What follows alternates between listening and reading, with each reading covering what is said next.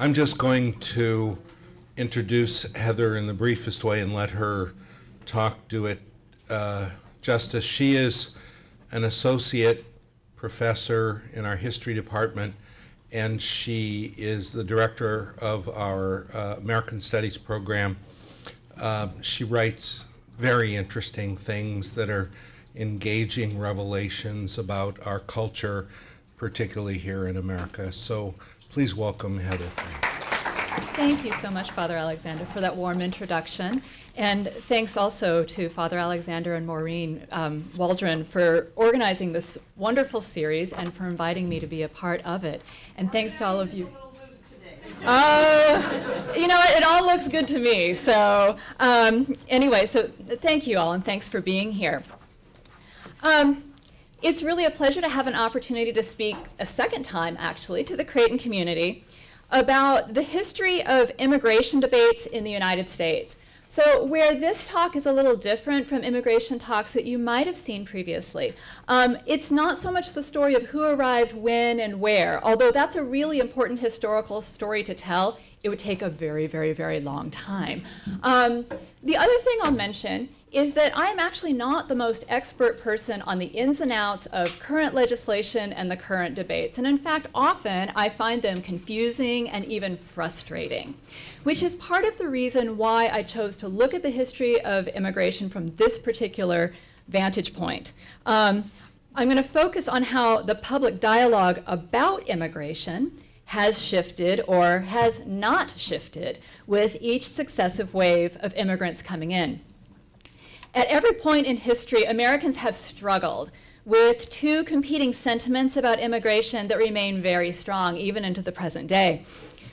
The first is a really deep sense of pride in the idea of the United States origins as a nation of immigrants. And that continues to be a real source of pride as we call ourselves a nation of immigrants. And we can see this in the image on the, I guess it's probably your left, the melting pot, which is kind of the classic way that we think of how we all came together and then we become one society and culture. But equally powerful is this persistent fear that the United States' characteristic openness leaves it unguarded from external enemies that are poised to destroy it, which is what you see then in the other image here of Lady Liberty's melting pot, which actually looks a little bit more like a cauldron of subversion. One immigrant sits along the edge of this vessel, threatening Lady Liberty, despite being much, much smaller than she is, but he has a sharp object of some sort. And this tension between cherishing and fearing America's heritage of openness persists in the present day. And we see it currently in debates about things like birthright citizenship or the merits of the DREAM Act, to cite just two recent examples.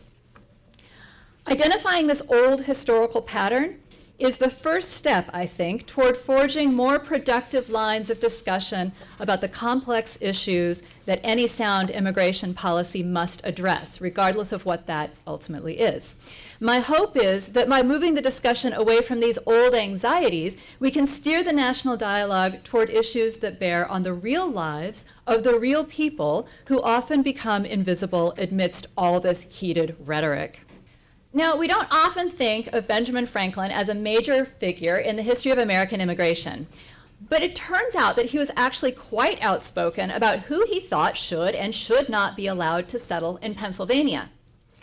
The Founding Fathers had lived through the United States process of what historians call colonial identity formation, in which Americans identified against themselves, against the tyrannical societies of old Europe, on the one hand, and against what they thought of as the uncivilized or the quote-unquote savage societies of indigenous people. So they're kind of in between the two things and something different. So while Benjamin Franklin joined the fight against British tyranny, he also mounted a campaign against the uncontrolled influx of swarthy Germans, who, as darker aliens, like Native Americans, threatened to Germanize the white Anglo colony. So he actually said, why should Pennsylvania, which was founded by the English, become a colony of aliens who will shortly be so numerous as to Germanize us instead of our Anglifying them? and will never adopt our language or customs any more than they can acquire our complexion. Now that's 1751. Something I'm sure we'd never hear today because history people say the darndest things, and yet there are some kind of familiar and persistent strains. This also shows very clearly how the idea of who is considered other, darker, racialized is really a matter of historical perspective and what we call sort of the construction of race. This is just a racial idea that Germans are inherently different from Englishmen, and it's a racial thing as much as a cultural thing or anything else. So on the surface, maybe, the immigration debates of the 1750s look very different from what we hear today. It's different people, different political circumstances, but the underlying anxiety about being overtaken by alien subversives is quite similar to that depicted here in this, and in the previous slide as well, with kind of the cauldron of subversion and the melting pot. Although there are many who say that immigration and race are completely separate issues. If you look even at some of the early documents, race has been interwoven into questions of immigration policy and in the popular imagination from the beginning. The Naturalization Act of 1790, passed about 20 years after Benjamin Franklin's warnings against the invasion of swarthy Germans, held that any alien could be admitted to become a citizen of the United States as long as he was a free white person. This qualification referred in part to enslaved people of African descent who were not granted citizenship rights until after the Civil War. But it also barred non-white Europeans from citizenship as well. The restriction of citizenship to free white persons was lifted with the abolition of slavery. And in sort of the new documents, particularly the 14th Amendment, racial qualifications were then ostensibly disconnected from citizenship. So to be a citizen, really, it was any person who was born or naturalized in the United States would be considered a citizen of the United States. And the other part of the 14th Amendment is the Equal Protection Clause that says that you can't enforce a law differentially based on things like race. But now, while it seems like then citizenship and race are being disconnected, and they are in the case of newly freed African Americans, there's a hitch to this. And that is that the Naturalization Act had to be revised as well. And it was revised to comply with the 14th Amendment, but in doing so, it employed language that created new restrictions on citizenship. So while it included aliens of African nativity and persons of African descent, it offered no way to citizenship for people who were classified as being neither white nor black. The first large wave of immigrants arrived in the United States during what historians often refer to as the old immigration, between about the 1820s and the 1880s. And the majority of these immigrants were English men and women seeking economic opportunities, Irish immigrants fleeing the famines of the 1840s, and Germans fleeing political turmoil, narrowed economic opportunity, and religious intolerance. Scandinavian and Central European immigrants arrived in smaller but significant numbers and also settled, of course, in the Midwest, where many worked in agriculture, meat packing, and as small business owners. So you can see there's a very sort of large migration coming from Northwestern Europe and considerably smaller ones coming from Asia, South America, and even Southern Europe. So this is a very kind of northern immigration. This wave of migrant labor was absolutely instrumental in the United States' rise to economic and political prominence. Government agencies and big business launched campaigns overseas to entice prospective immigrants to journey to America to build the cities, the factories, and all of the components of the newly settled American West. Because, of course, the West was only sort of newly claimed by the United States, and part of keeping it was to put people and infrastructure there to make it American, right? So immigrants really helped with this. There was so much a part of this that the handbill that you see here for the Nebraska railroad lands was actually printed in Czech and distributed in Bohemia. So these are not for newly arrived immigrants. These are actually going to Bohemia to encourage people to come to the United States and work on, you know, the railroads and farming and doing all of the things that will settle and claim the West. So these kinds of advertisements are indicators that Americans needed and wanted new immigrants to be part of this large project of nation building. But while established Americans welcomed immigrant labor, they feared the influence of those laborers' cultures and religions. By the mid-19th century, the Protestant majority expressed mounting fears that a Catholic invasion was underway. This broadside comes from a nativist newspaper called the American Patriot that was produced out of Boston, and it's got a lot of kind of Boston area features in there. And it warns, quote unquote, American citizens that Catholic immigration was the Trojan horse of foreigners bent on, and this is their quote, conquest and supremacy over us. And us meaning free white Protestant Americans. The underlying presumption of American anti-Catholicism was that it was simply not possible for Catholics to be faithful both to the nation and to the church. So this is pictured then by this sort of dragon in a mitre that's winding its way across the sea, and if you follow the extent of its tail, it goes all the way to the Vatican. And here it comes to the United States on its way to destroy American liberties, American laws, and the American way of life, all of which is kind of depicted by the image in the corner on the left of the city on a hill. The text is a little difficult to read, but I'll give you some excerpts here. What are they in favor of? Well, barring immigration, and certainly barring bringing immigrants in for skilled jobs, requiring 21 years residency before being eligible to vote. That could take a while to sort of have your voice heard. Outlawing parochial schools, summarily deporting foreign paupers and criminals. The Patriot also opposed papal aggression, immigrants holding offices of any kind, and the presence of Catholic organizations of all sorts. Nunneries and Jesuits received special mention as posing threats to the life ways of real Americans and to corrupting the morals of its youth. Yet it was still perfectly acceptable to recruit Catholic immigrants to provide desperately needed labor, like that of the Irishmen in the previous slide who were doing some of the most dangerous, grueling mining jobs in places like Montana. So where there was dangerous infrastructure projects, it's fine, there's Catholic immigrants. But at the same time, it's as if there's a desire for a separation of the labor from the person who provides the labor. And there's no way to actually do that, and certainly no way to do that justly. By the end of the 19th century, most native-born Americans were of two minds about immigration. They embraced the workforce that built the cities, laid the railroad tracks, and they even prided themselves a little bit on the diverse cultures that had come together to make a unique country among all others.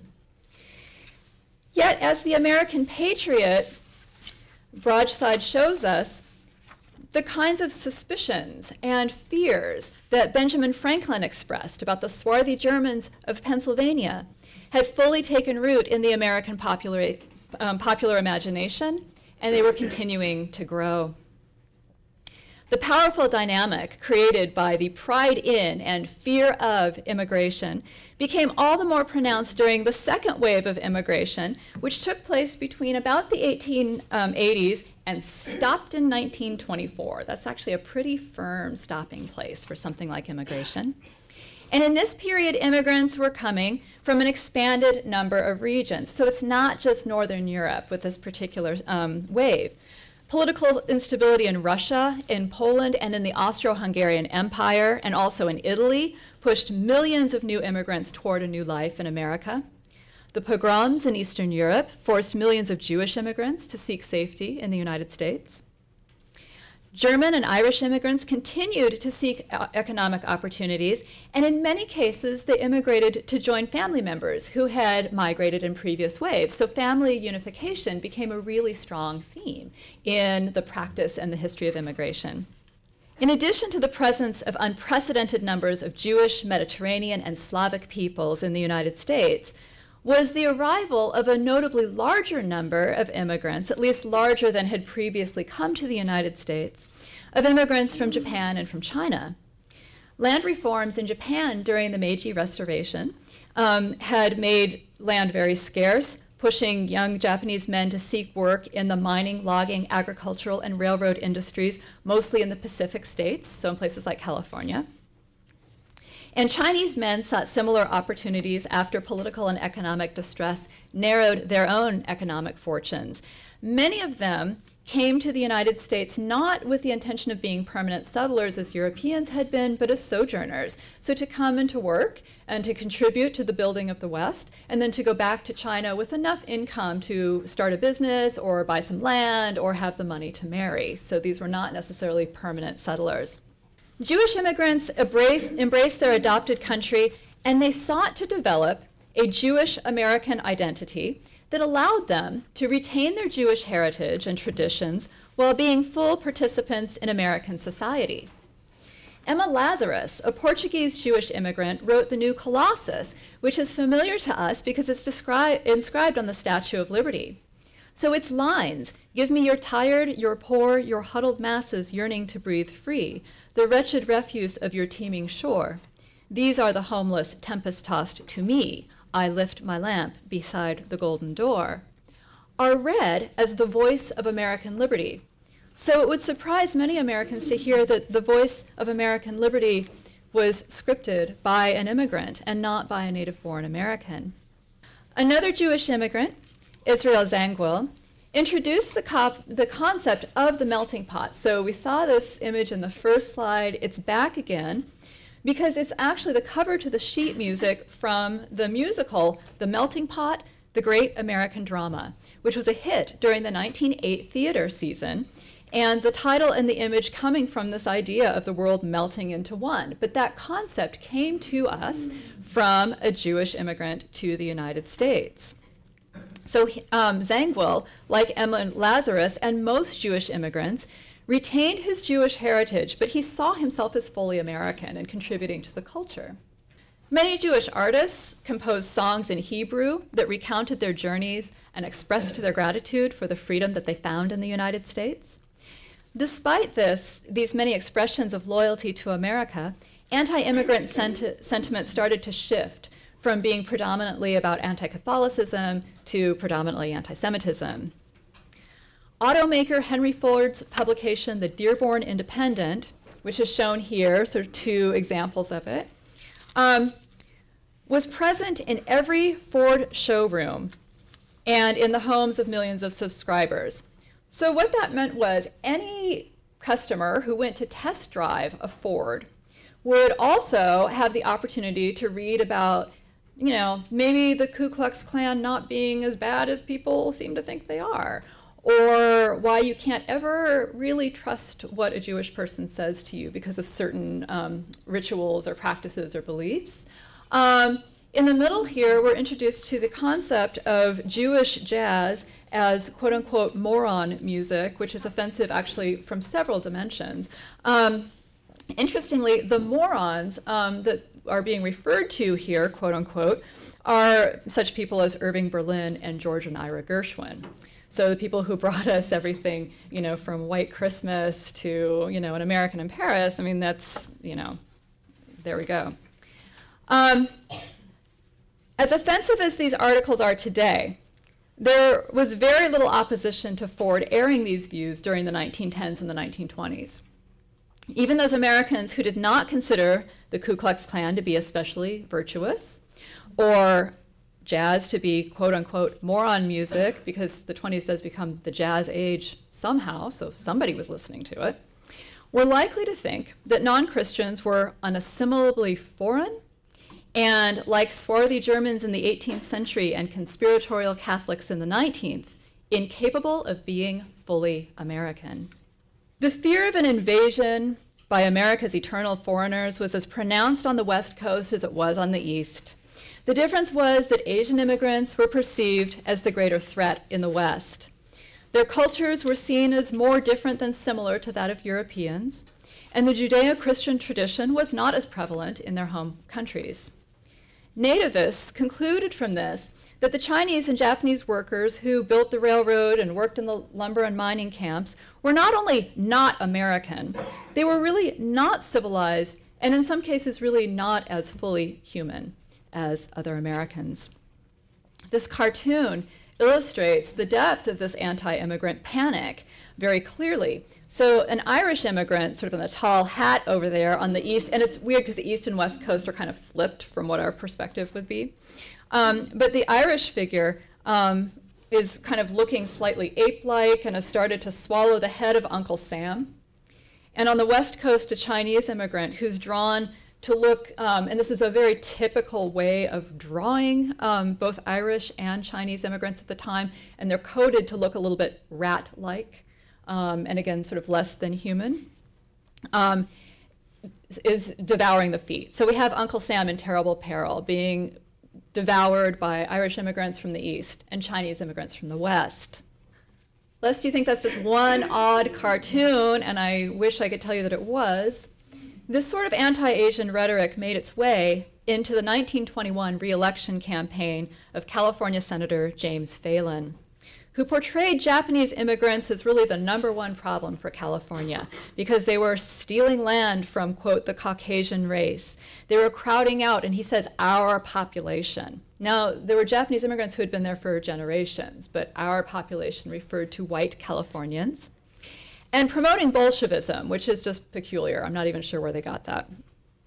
Phelan promised to stop the silent invasion. So here again, this invasion rhetoric recurs of California's Japanese invaders poised to sink their talons, not hands, but these are sort of notably looking like claw-like talons into the richest part of America.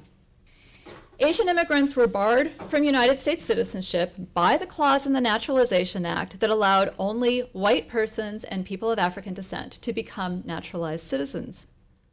One such alien was a man named Bhagat Singh Thind, who was a veteran of the United States Army who served in World War I, who was then denied naturalization based on his racial classification.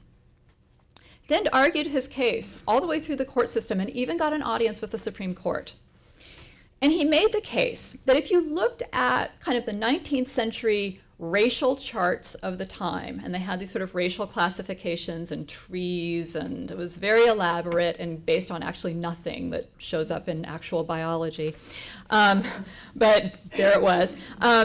He made the case that according to these charts, he was actually an Aryan, right? As was true of some people from India. And that Aryan meant white when describing Europeans. Therefore, would he not be a white Indian and by virtue of that, eligible for citizenship? Now, although Thind technically did meet the racial requirements for naturalization, the Supreme Court ruled against him, saying that the racial classifications in the Naturalization Act of 1870 were not based upon prevailing anthropological definitions. What they argued is, look, we mean white like the common man means white. That's really as sophisticated as their argumentation was you know what we mean, right? Good try, but that's not it. The question of Asian citizenship didn't go away. And in fact, 1 year later, Japanese immigrant Takao Ozawa made the case before the Supreme Court that Americanness did not emanate from one's race. So he threw out the racial charts, but instead it came from his mind and his heart. Ozawa had lived in the United States for most of his life, was educated in American universities. He ran an English-speaking Christian household and raised his children according to American customs. Ozawa argued before the court that in name, General Benedict Arnold was an American, but at heart, he was a traitor. At heart, I am a true American. But the Supreme Court held strictly to the racial classifications of the Naturalization Act. Maybe another way of saying, you know what we mean. And argued that Ozawa would forever remain an alien ineligible for citizenship by virtue solely of his race. This classification remained in place for Chinese immigrants until 1942 and Japanese immigrants until 1952. Now, while the Supreme Court debated the merits of the Thind and Ozawa cases, Congress was closing the door on immigration from outside Northern Europe. The Immigration Act of 1924 sought to curb the second wave of immigration by imposing strict national quotas on the number of immigrants allowed into the United States from each country. And this isn't even a matter of my own interpretation. The New York Times says it here. The America of the melting pot has come to an end. There are too many, too different people, and we're changing the quota numbers. So the Immigration Act limited immigration to 2% of the total number of arrivals from each country of origin, as recorded in the 1890 census. Note here that Congress chose the 1890 census when census data from 1900, 1910, and 1920 were readily available. The newspaper article above, America of the Melting Pot Comes to an End, Effects of New Immigration Legislation to Preserve Racial Type as it exists here today, explains why. In 1890, most immigrants to the United States were still coming from Northern Europe. So 2% of their considerably larger numbers would be far greater than 2% of the Jewish, Slavic, and Mediterranean immigrants whose numbers had only been trickling in 1890. The Immigration Act addressed concerns on the West Coast by prohibiting all aliens ineligible for citizenship from entering the country at all. The Chinese Exclusion Acts of 1882 had already barred Chinese immigration, so the Immigration Act stopped the flow of immigrants from Japan, Korea, and India to all but just a very, very small number. Supporters of the Immigration Act applauded the end of the foreign invasion, and immigrants like Emma Lazarus and Bhagat Singh Thind received the message that to be truly American, one had to be a white Protestant. This is almost exactly what Benjamin Franklin said in 1751 about the unassimilable, swarthy Germans that he thought so threatening. One of the big differences, I think, between the immigration debate of the 1920s and the immigration debate today is that Latinos and Latinas were not among the so-called invaders that people worried about. It is true that in 1924, so the same year that the Ozawa cases argued the Immigration Act is passed, the United States Border Patrol was established on the Mexican border.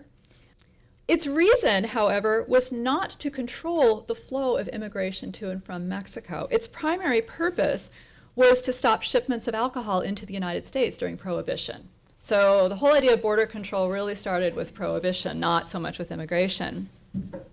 That border remained fairly permeable, and during World War II, farmers, industrialists, and government officials sought Mexican workers to replace the men who had been drafted into the armed forces. The federal government recruited and transported more than 4.5 million workers to farms and factories through its Bracero program, heightening the presence of newly arrived Mexicans from across the American West. Although Bracero Labor made the successful U.S. war effort possible, it absolutely did. We couldn't have done it without the labor support. Anxious nativists railed against the so-called foreign invasion from the South. Despite the vital role that Bracero Labor played in building the post-war economy, the federal government launched Operation Wetback, its offensive name, not mine, in 1952, forcibly deporting about 865,000 Braceros and their families, including American-born citizen children who were eligible to stay. As this more recent cartoon shows, the faces and the nationalities of immigrants have changed over the course of history, but the rhetoric surrounding immigration has remained fundamentally the same. In this case, big business seeks cheap, disposable labor, and the Immigration and Customs Enforcement Agency seeks immigrants for immediate deportation to keep the help in its proper place. Immigrant labor has always been a welcome contribution to the building of America, but the human beings who provide that labor have been cast continually as threatening outsiders subject to surveillance, control, or expulsion from the places where they live and they work. Again, it's that idea of, can we separate the labor from the person? It's simply not possible, no matter how much rhetoric we try or how we sort of try to talk ourselves into being able to do it. The first major reform of the Immigration Act of 1924 was the Immigration Act of 1965.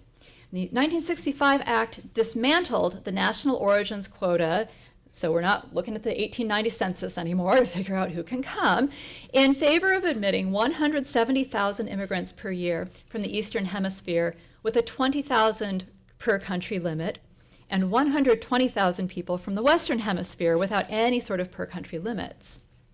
The new law also established visa preferences for family reunification, for shortages in certain critical areas of the labor market. Now, these could be things, and often were things, like nuclear scientists or athletes or actors. So labor classifications, and even if you look now, there are sometimes special classifications for people in the arts or people who have these kind of very rare skills.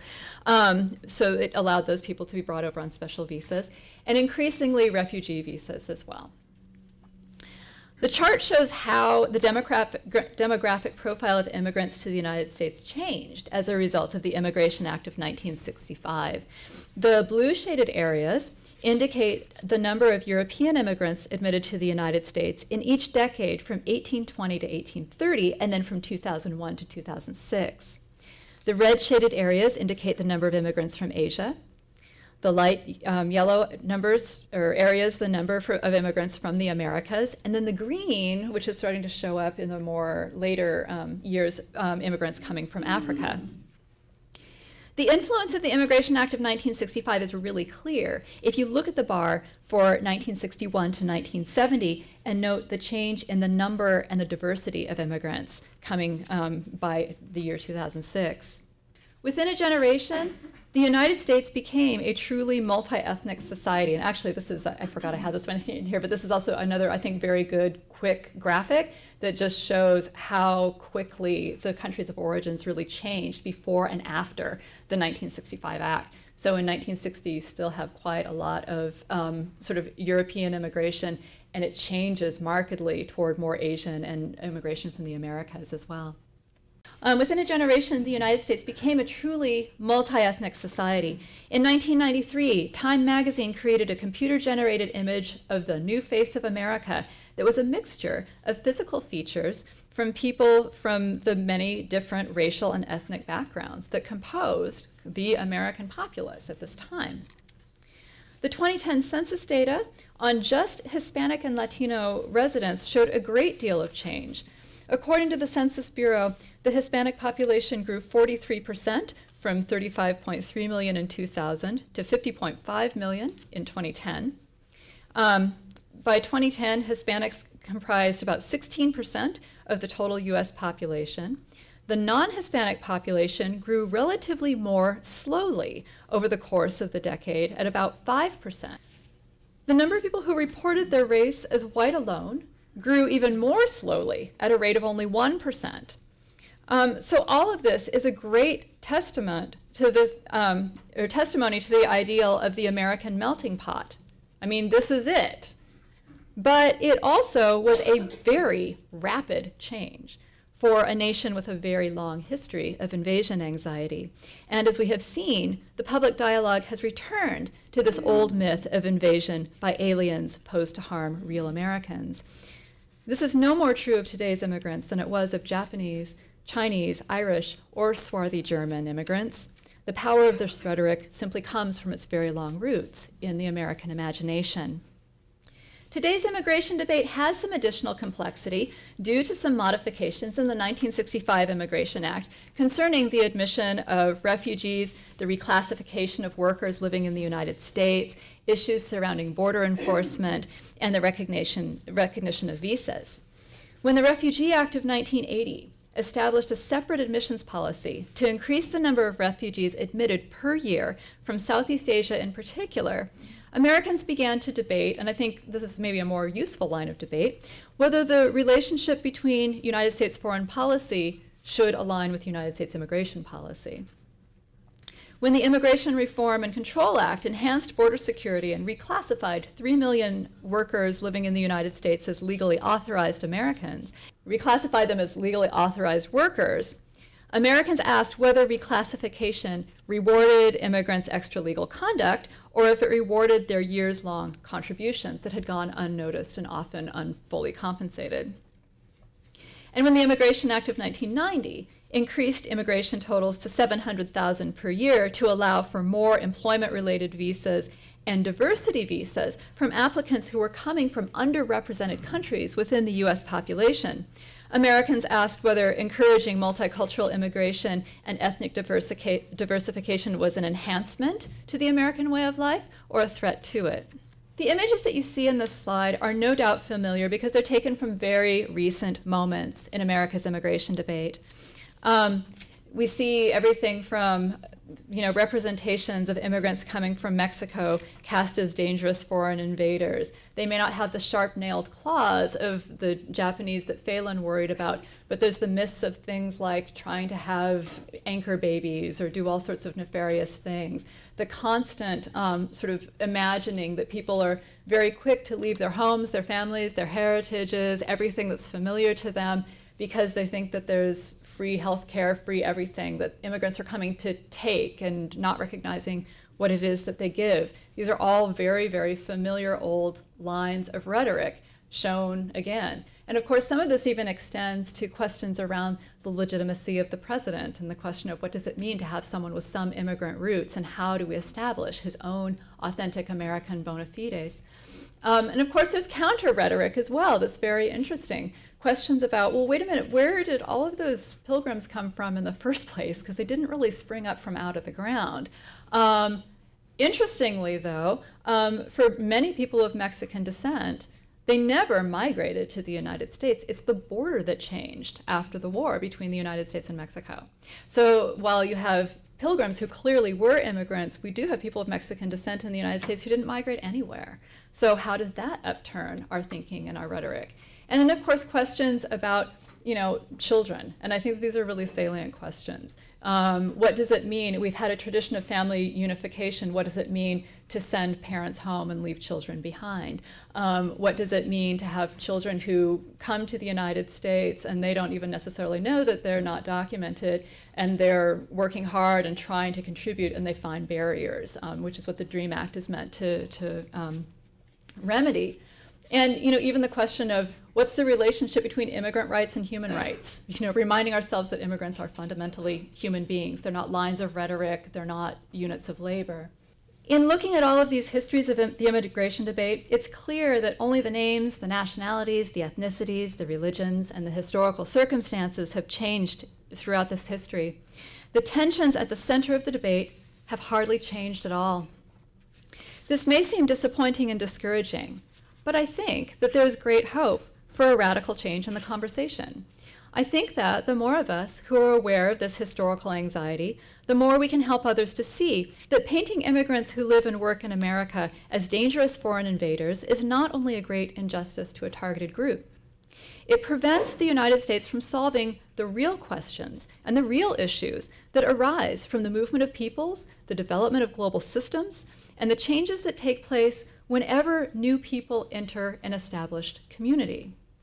It's my hope, then, that in the new century, Americans will finally abandon these age-old caricatures and unfounded fears and move toward discussing immigration policy in human terms. Thank you.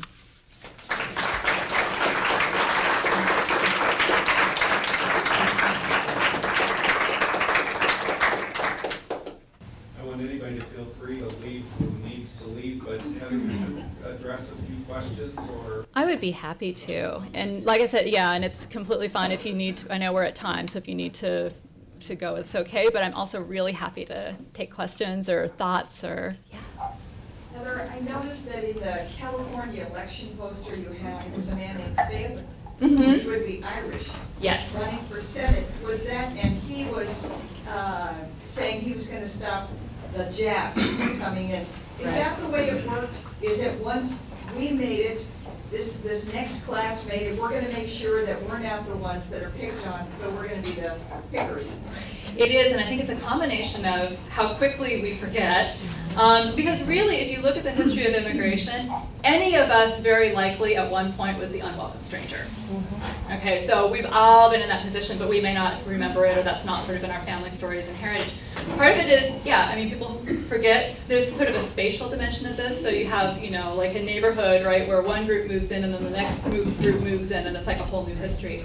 But there's another piece of this, too, that's a little bit more unsettling, and that is that often, because of the pressures that new immigrants or even established immigrants have faced, sometimes you have a choice, right? You can stand with the newer people who are coming in, and they may be lower wage workers, they may be people who are less in favor with the majority, or you can kind of stand with the majority community. And that's often what happened too, is some of this is kind of intra-immigrant tensions as well.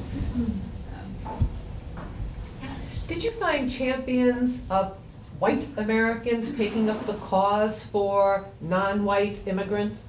Or is it pretty much that the immigrant had to make their own way all the way up to the Supreme Court? What organizations, if any, or individuals have been there champion the cause of the immigrant, regardless of the race?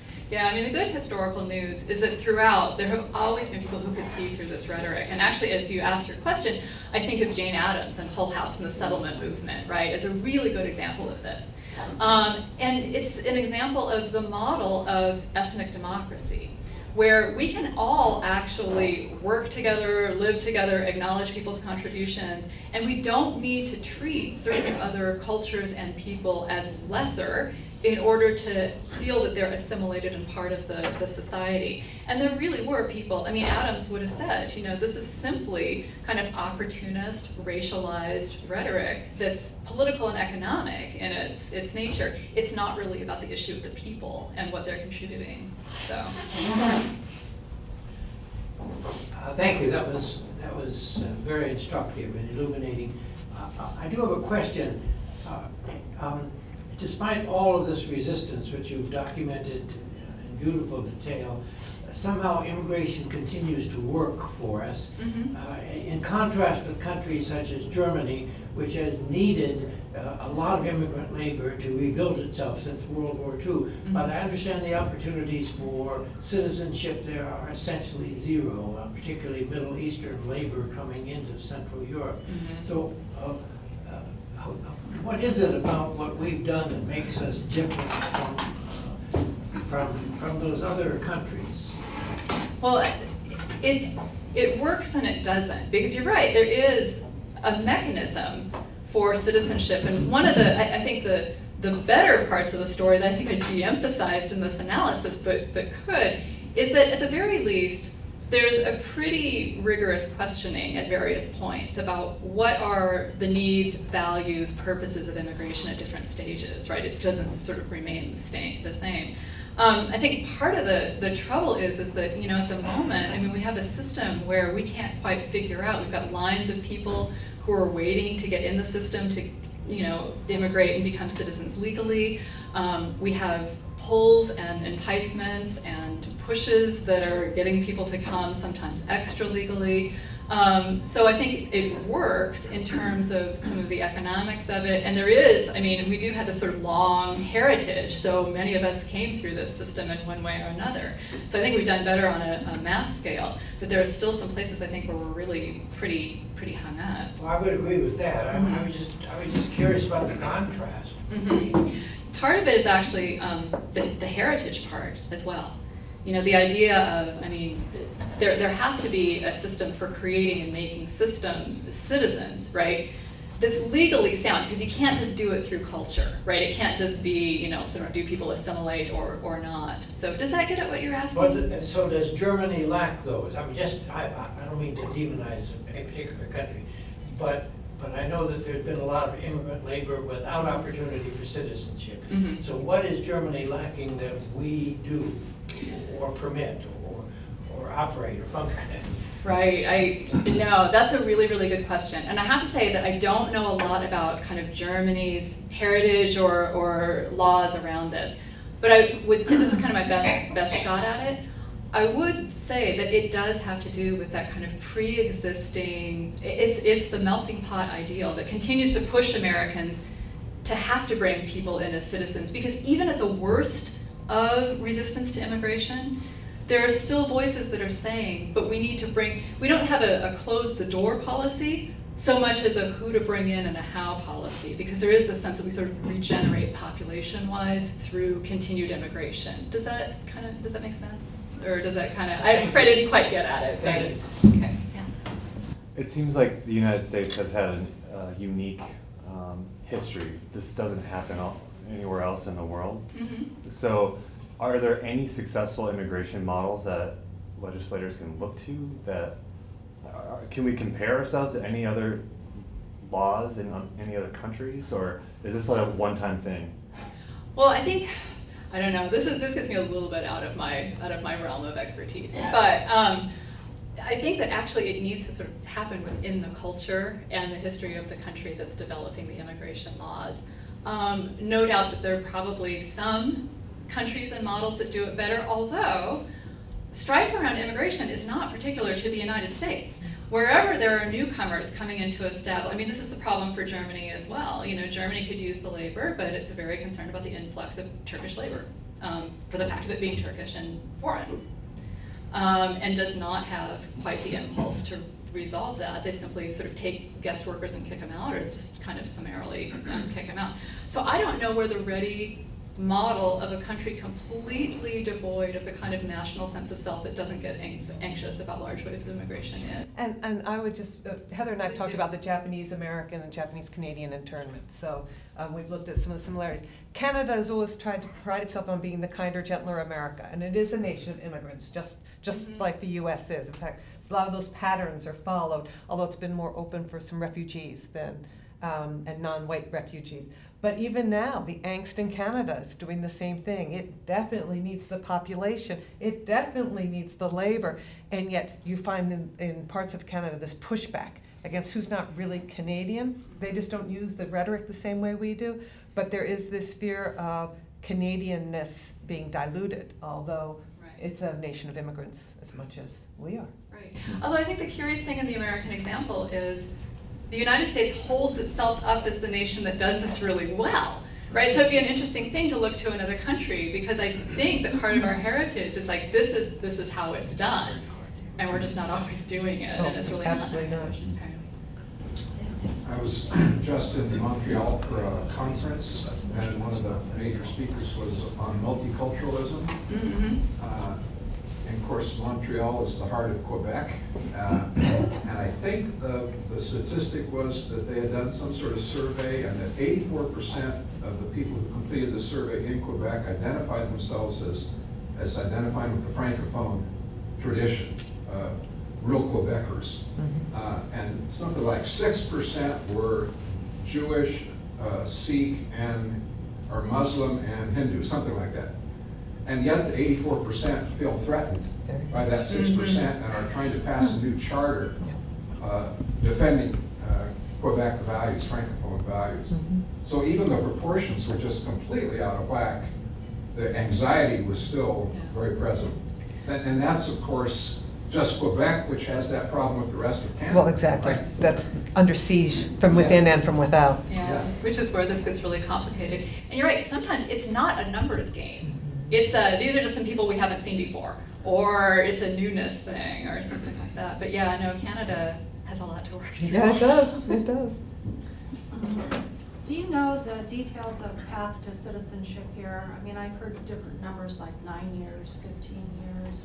You know, I wish I had a better, and this is where I'm kind of outside of my realm of expertise, because I find immigration law and policy to be so Byzantine and particular in different circumstances, although often, and the great thing about presenting in fora like this is, there may be someone who does, I don't know if there is anyone who knows kind of the specific details around the current state of path to citizenship or the requirements, but. I'm just kind of curious, the 1924 legislation that referred back to the had to do genealogy. Oh, yeah. And the 1890 census was lost in the fire in 1921. Was that coincidental, or did it have to be a convenient census? I know, I wish I knew. It's a great historical mystery and a bit of a convenience, depending on how you look at it. Very convenient. Yeah. I just wanted to ask a couple of questions that I have heard in the audience. So, because I am a foreigner, I have emigrated. I am the one who has emigrated. So first to your question, there are different time lengths to have your citizenship. It depends a lot on the skills of the person. So for example, in my case, because I came to the US already with a PhD in physics, it has been rather easy for me. Even though it was difficult, it has been much easier than for other people's. Many of my friends are immigrants like myself, and I know people who have been 20 years in this country, and they are still waiting for their immigration status. They are not illegals. They are just waiting for the immigration status. So it's really case by case dependent, but in a very sequential way. Basically, once the person gets the green card, we just need to wait 5 years to apply for the citizenship. And something that calls my attention is that people like myself who came to the US to do science, we don't have as much, which is fine, right? We don't have as much priority as family reunification. Like ladies that come and marry, or men that come and marry an American citizen, they really get their citizenship very, very quickly, very fast. So I just an addition to your question. Yeah. And I also wanted to address the previous question about the difference between the immigration in Germany and the immigration in the US. I lived in the Netherlands where I did my PhD. So Netherlands is not Germany, but they are neighbors. And in my very personal experience, the big difference that I see between the immigration in the United States and the immigration with the Netherlands is that for as much as many questions that you have to fill out when you are applying into the US, there is a clear pathway that you can follow. When I came to the US, it took me, when I came for the first time, it took me 22 hours to get the visa. When I went for the first time to the Netherlands, it took us like 3 months to get the visa. And it's just because in the Netherlands, they did not have this sequence of questions. Question A, if yes, go here, if not, go there, and so on. So there is a very different backbone in the immigration process, which is one component of the immigration. But the other component, probably you have heard about that, is that in my opinion, and in the opinion of many of my immigrant friends, the US society, believe it or not, welcomes the difference. And somehow you can find a place for you. In societies like the Netherlands, which is similar to the German society, it is really hard to find your place. Because even though they are very nice, it is harder for them to welcome the difference. Or say their definitions of difference is much more narrow than here. Their society is so well structured that you go from this box to this one to this one. You cannot jump or go outside of those boxes. You can't. Well, here you could. Yeah. That's why we are here. Yeah. That's what I wanted to say.